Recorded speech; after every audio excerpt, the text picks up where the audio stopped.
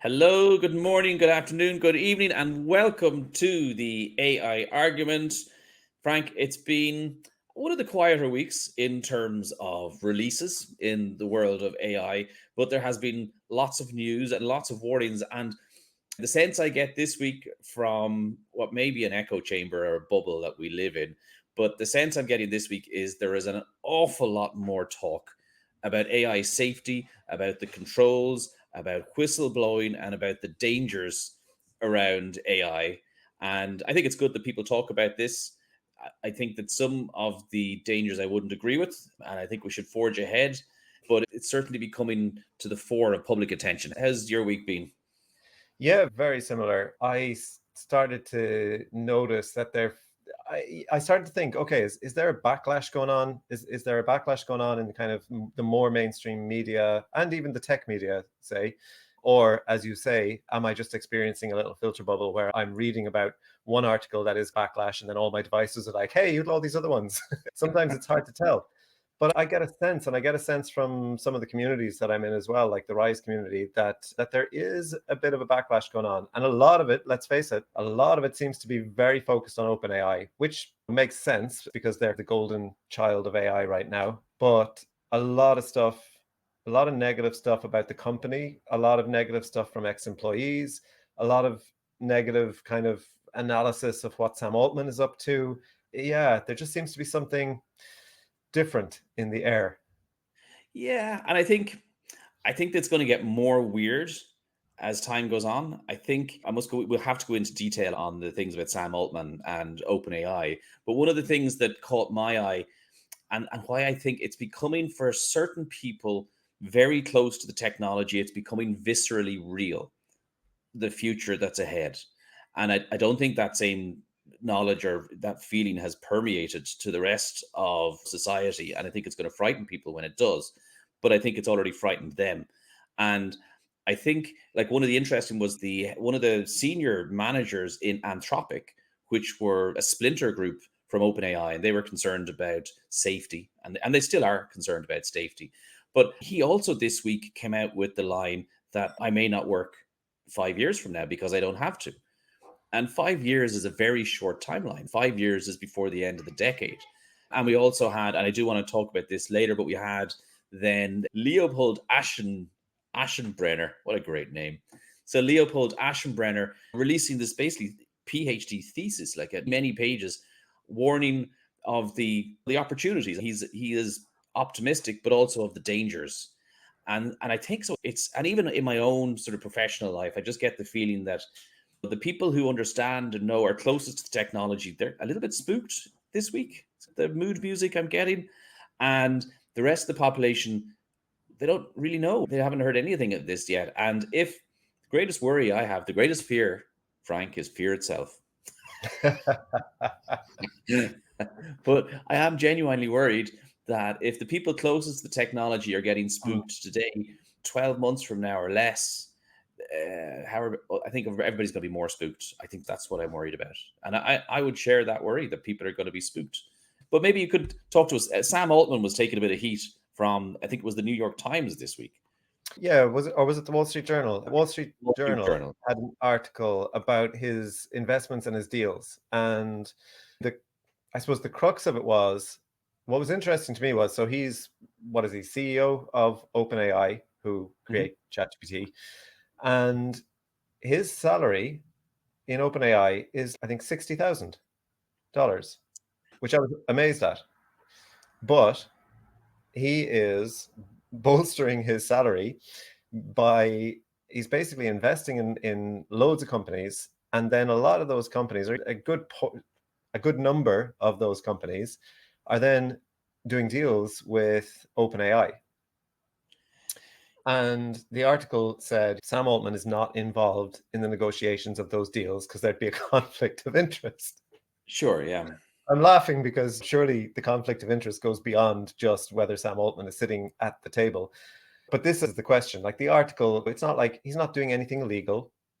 I Yeah. don't think he's doing anything that anyone could do him for. But I suppose they contrasted it, and I won't remember the details to be honest now, but they contrasted it with Reid Hoffman, who recused himself from the board of a company because there was some kind of tangential relationship to another company, and he felt it wouldn't look great. And that's how we traditionally see the ethical carrying on of business. So has he done anything wrong again? And this seems to be something we keep saying about AI companies and AI leaders. Have they actually done anything wrong? Have they done anything illegal? No. Have they done something highly unethical? Okay, so let's just take a step back for a second. I can tell you that ethics in business today is way ahead. I started my working life all the way back in 1993. And I remember actually traveling to America and Africa and places like that as a salesperson in the late 90s and the early noughties.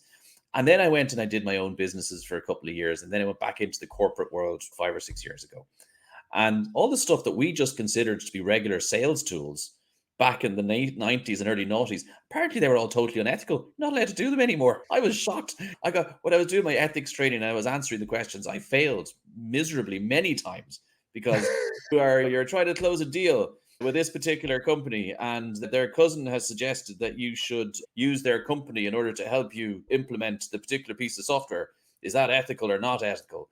And I'm looking at it going, actually, it was the law in certain countries in the early noughties that you had to employ some other company. And they tended to be the cousin of the chairman of the board. And well, if that was what was needed to grease the wheels of commerce, that's what you did. But apparently that's totally wrong now. So from that point of view, we're way more ethical than we used to be. And then when I look at Sam Altman, by the way, do you know Sam Altman invested? I was interested to find out in Stripe. Did you see the details of the I did investment? not see the details, no. He invested a really paltry amount of money in Stripe at the very start. I think it might have been like $60,000 or something like that. And that $60,000 is now worth hundreds of millions, certainly tens of millions. He's really good. So we're going to use Stripe as an example. He's really good at investing. So you say that he has, the way I look at it is this, right? You say that, is it unethical for him and OpenAI to have deals? OpenAI is now this huge company, and I'm sure they use Stripe for their payments. And is that unethical because he has an investment in Stripe? No, it's not. Stripe are just the best people to do the deal, to provide the service. And what I actually see is I think that article is a hatchet job. And I would love to see the list of investments, because what I see is not somebody who is unethical.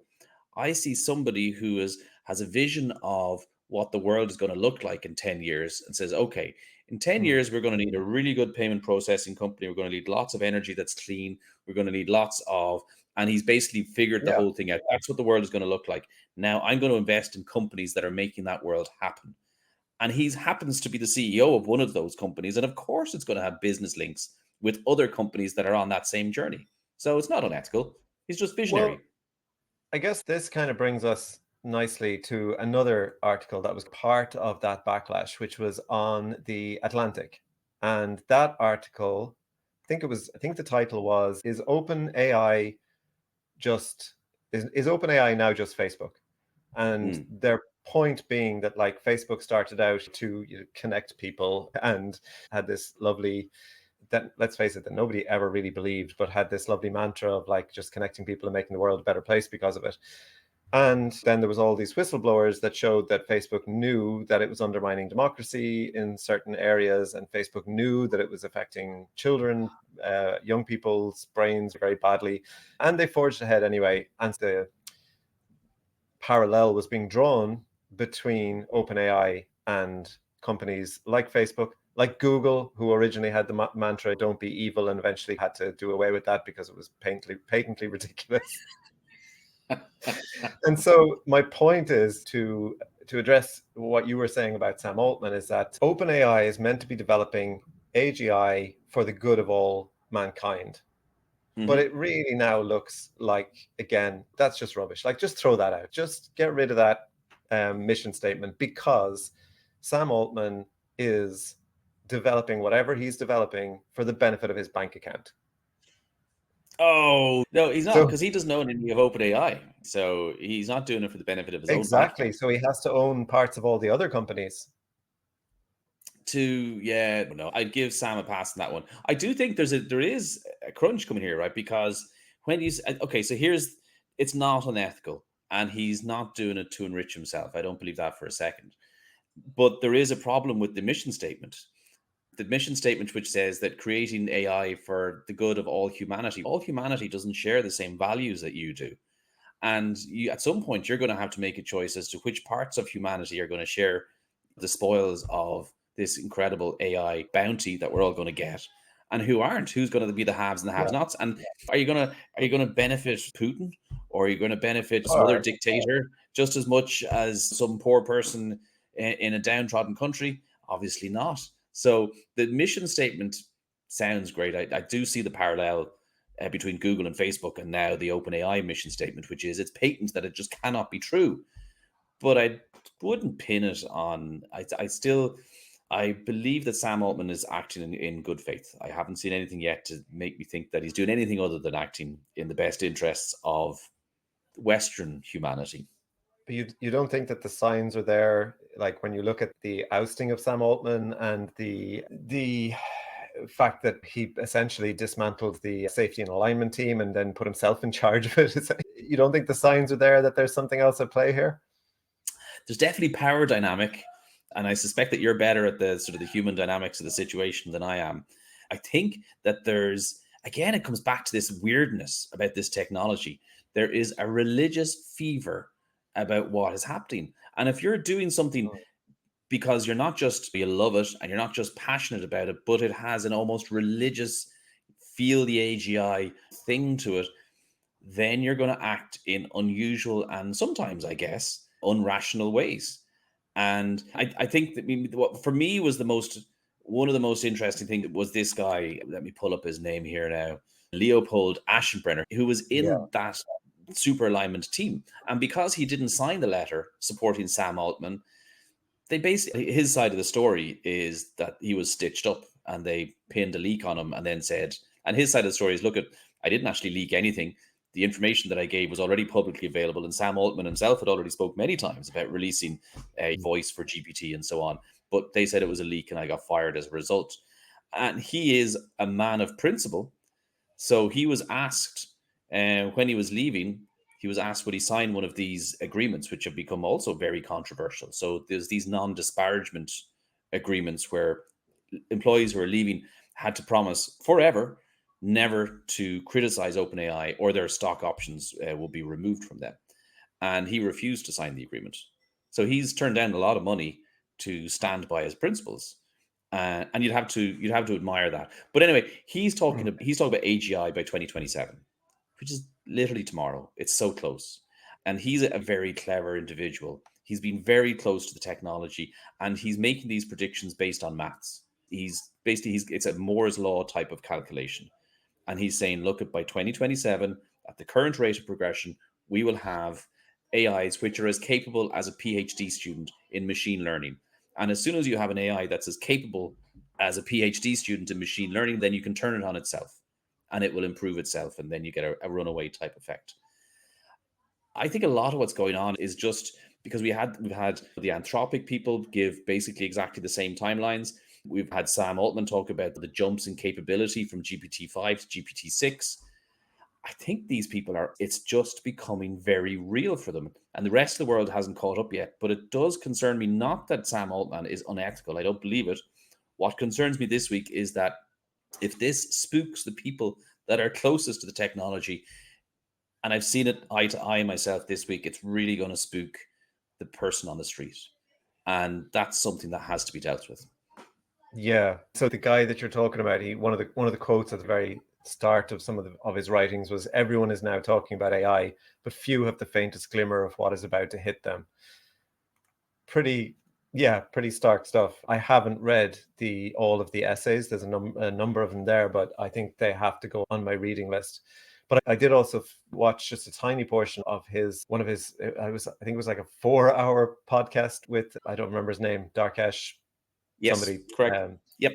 And he also was saying that one of his kind of issues with the whole thing, that the way everything went down in OpenAI for him, was that he was his horn in the side, constantly talking about safety. And his issue was not his issue basically was that OpenAI have a tendency to make grandiose statements and then not follow through and back them up.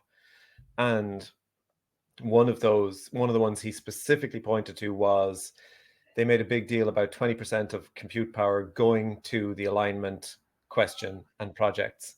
And they made a big deal of it. They made an announcement about it. He said they made significant hires on the back of that promise. And then that was never delivered. And they got a fraction of the compute power for alignment. And he mentioned a few other things as well that they make these statements about, and then they just don't follow through. And that's the kind of sense. That's why I find it very hard now to trust Sam Altman, or to have the faith in Sam Altman that he's not unethical. I'm not saying he is unethical, but I'm saying I find it very hard to have that trust in him, because when I first came across him and I first saw him being interviewed, I was like, wow, this guy's amazing. He's really interesting. He's really smart. And he's talking about a universal income for people. And he's really, but then the more you see him talk, the more you realize that he says pretty much anything. Like, he talks about AI and he talks about all these grand ideas and he talks about hypothetical futures, but they shift and they change, which, look, is understandable because this is all so new in a way. But he doesn't have the same. If you take someone like Mustafa Suleiman, he has great conviction in his beliefs, and you can go, oh yeah, I get it. This is what Mustafa Suleiman believes, and he's very clear about that.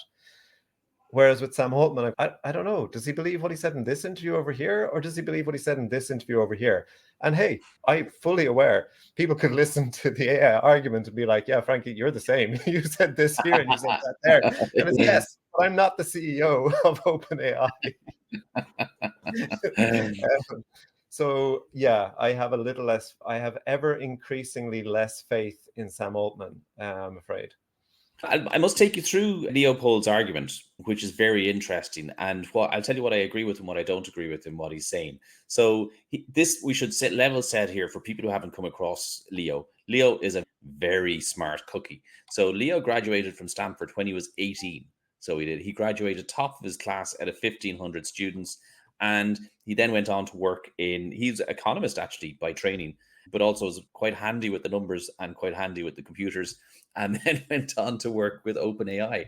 And as you correctly point out, he was involved in the super alignment team, but and this is a theme as well, by the way, I heard from the Microsoft CTO, which is you tend to get a big drop every second year. That's when you get it. So he talked about the jump in capability from GPT-2 to GPT-3, then GPT-3 to GPT-4, and GPT-4 to 5, and 5 to 6. And he's essentially pointing to a point between 5 and 6 that will be as capable as a PhD student. And he's doing it basis on, it's basically Moore's law. So the algorithms and the computer programs that go to create these are getting about half an order of magnitude more capable every year. And the amount of data that they consume, so the size of the model is growing by about half an order of magnitude every year. And then he maps that against the capability of the models. He says GPT-3 was like an early sort of kid, 4-year-old. Now we're at a teenager type level of intelligence, maybe 13, 14, like an early teenager. And then the next one is going to be clearly a college graduate. And the one after that then is going to be a PhD student. What struck me in his argument was, he said, look, I'm fortunate to be around a lot of the people that have created this technology. He said, there is really nothing left to solve here. I could pretty much tell you what needs to be done to create AGI. There are a couple of problems left to be solved, but they're engineering problems and they will be solved. The path is actually pretty clear.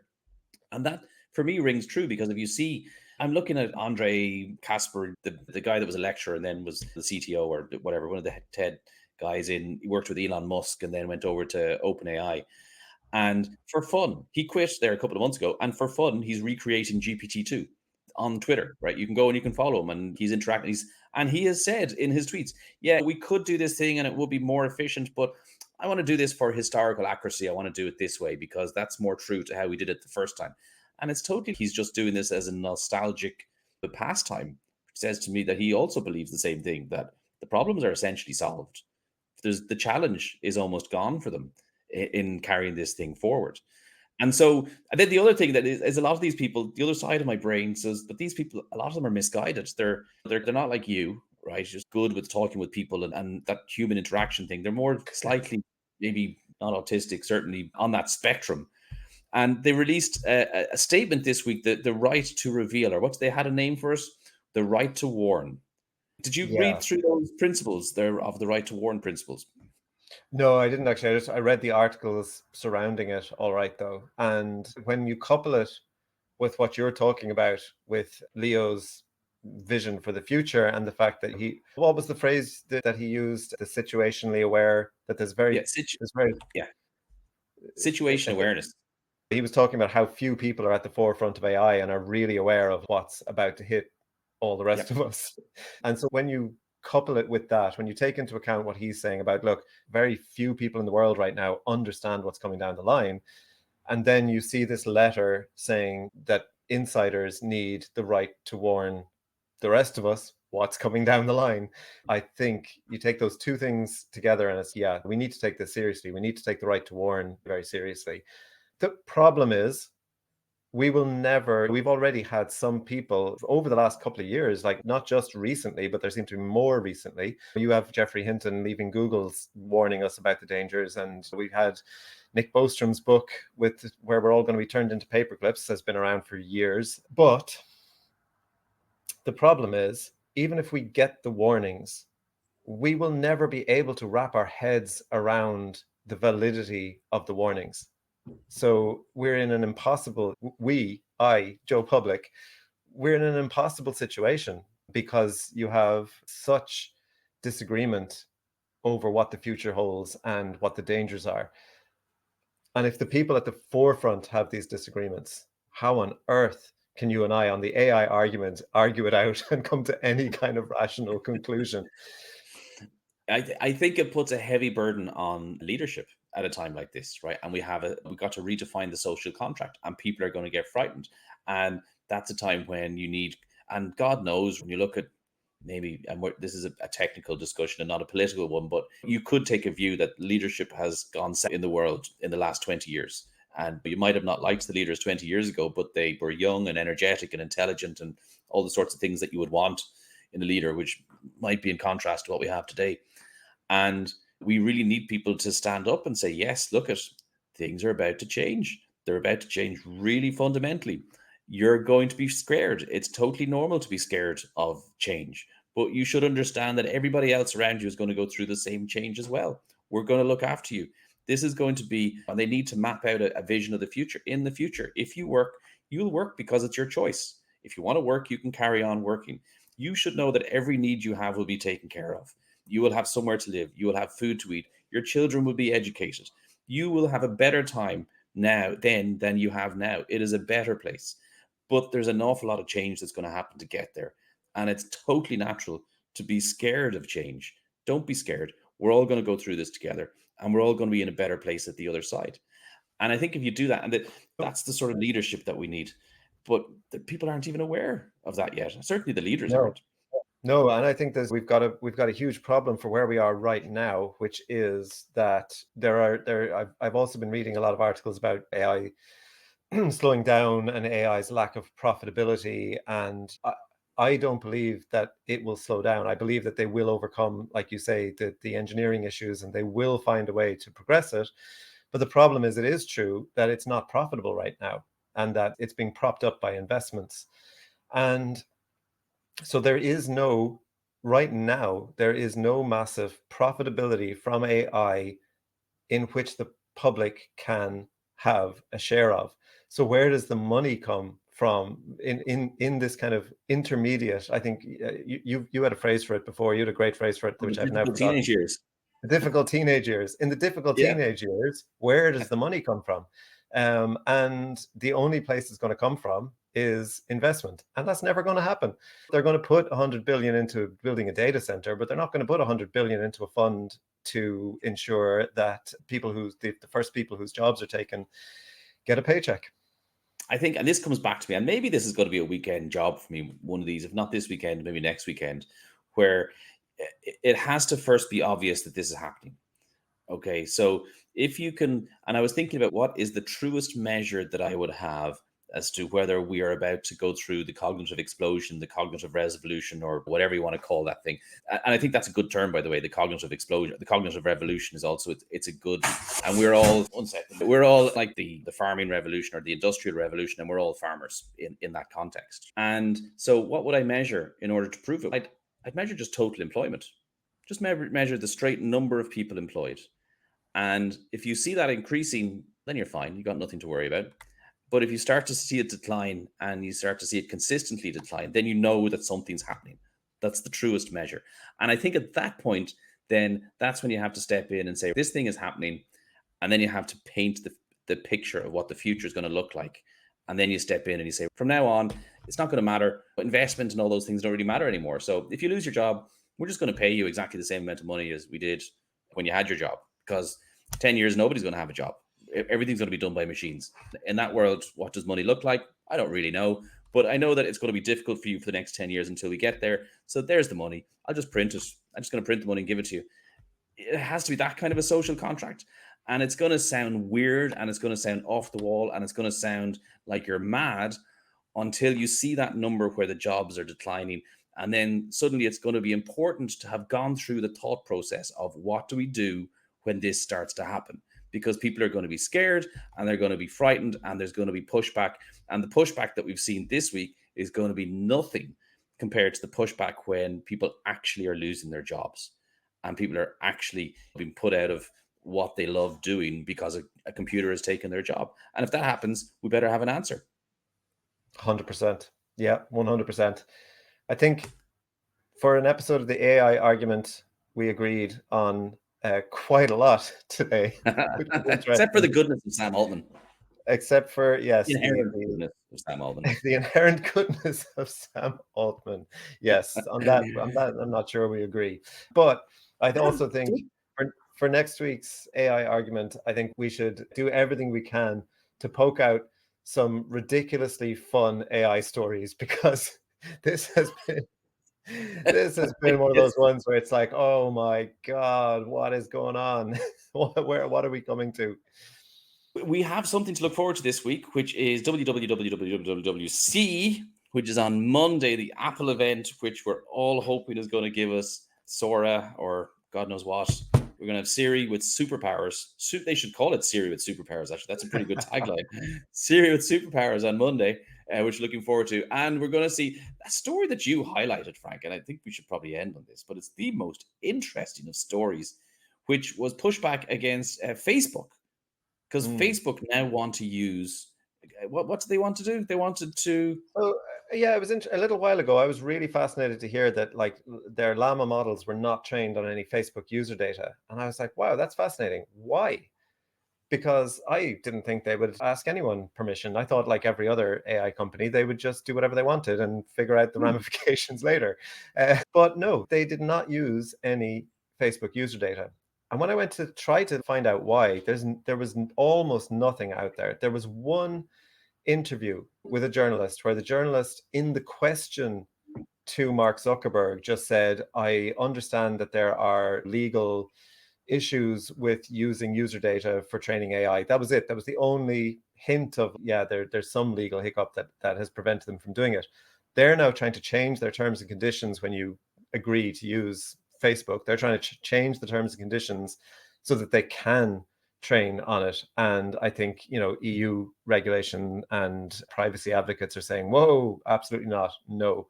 So we'll see where that goes and whether I'm totally covered. I'm totally covered with. I'm very comfortable with how this is going to go, because, and I'm surprised that they have to change the terms and conditions. But at least 10 years ago, I posted a picture on my Facebook feed that said, Facebook, you do not have the right to use my image in any which way whatsoever. Do you remember those were going around about 10 years ago? Yeah, absolutely. You're sorted. And of course, the AI will be able to find those no problem as well, because it's great at data analysis. So they will definitely have that as part of it. Analyze everyone's feed, see if they posted that thing 10 years ago, and if you did, you're fine, you're grand. Yeah, I'll be grand. I think the prize for the most uncomfortable lawyer though this week must go to the Facebook lawyer, because I'm surprised they didn't have the right to do this 10 or 15 years ago. I was sure they had the right to do whatever they wanted. It was their data now, not really your data.